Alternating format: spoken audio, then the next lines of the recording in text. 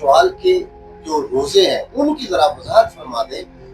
कुछ लोग मुख्तलिफ तरीकों से रोजे रखते हैं, कुछ इसमें बेशुमार बातें करें, ये वजाहत कितने रोजे रखने जी और क्या तरीका था, हम तो फवायद के बारे में बताएं। हम तो कहते हैं अल्लाह नबी पाक सल्लल्लाहु अलैहि वसल्लम बताया कि शवाल के रोजे ऐसे हैं कि जैसे आपने 6 रोजे पूरे साल के रोजे रख लिए। 6 रोजे साल के ऊपर भारी हैं, यानी अल्लाह ने नबी सल्लल्लाहु अलैहि वसल्लम फरमाया 6 शवाल के रोजे ऐसे कि पूरा साल आप रोज़ों में रहे, तो इसका अजर बड़ा है। जिसका अजर ज़्यादा उसमें तो डिले नहीं करना चाहिए, देर नहीं करनी चाहिए, उसको तो जल्दी मुकम्मल करने का हुक्म है। मुसलमान तो वही है मुकम्मल है जो नेकी काम का जल्दी काम करे, उसमें दलीलें ना पेश करे। वो कम से कम जो अल्लाह रसूल ने काम कहा है, अच्छा काम का, उसको जल्दी करने का हुक्म है, उसको पहले फुर्सत में करना है। अल्लाह रसूल का जो हुक्म है वो अव्वल होना चाहिए। आपने कहा चलो जी मैं एक आज रोज़ा रखा है बाकी 2 रख, दीन में सख्ती नहीं है, लेकिन फायदे वाले आप दुनिया का फायदा तो फटाफट हासिल लेना चाहते हैं, फौरी लेना चाहते हैं। जो अल्लाह का मामला है, अल्लाह रसूल का मामला, आखिरत का मामला, आप क्यों पीछे आप छोड़ते हैं? उसको भी आपको फौरी करना का हुक्म है, फौरी करना चाहिए और बरकत होती है, बरकत होती है। देखिए एक तो बंदे को आसानी होती है, रोजे की रखने की आदत हुई होती है, तो आप उसको ना छोड़ें तो आसानी रहती है और बरकत भी होती है।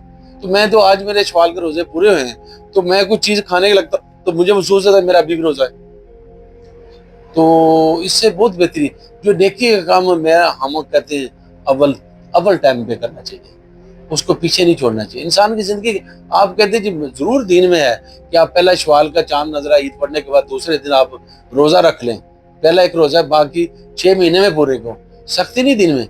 लेकिन आपको क्या पता आपने अगले जुमे जिंदा भी रहने को गारंटी देता है, इसलिए अच्छे काम को आपको पहली फुर्सत में करना चाहिए। इसमें मेरा तो हमारा यकीन ये है।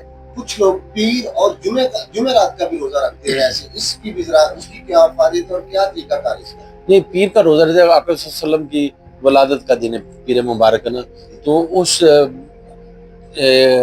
मामला सुन्नत है सवाग्राम की पीर का रोजा, आका सल्लल्लाहु अलैहि वसल्लम पीर का रोजा रखते थे, लेकिन जुमे का अकेला रोजा नहीं रखते, जुमेरात जुमा का रोजा रखते थे, क्योंकि जुमा ईद होती है।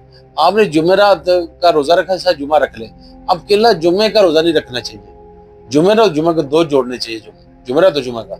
इसकी बेअहमियत है। देखें मैं हम कहते हैं बंदा रोजे रखने शुरू कर दे जिस आका सल्लल्लाहु अलैहि वसल्लम हुक्म दिया है, बंदा कोई बीमारी ना हो, यानी कैंसर जैसी मर्ज जो है ना ये रोजे रखने से खत्म हो जाती है। रोजा हर मर्ज का इलाज है। देखिए रोजा हर मर्ज का भी इलाज है, इंसान की बेहतरी के लिए दुनियावी मामलात को भी बेहतर करता है।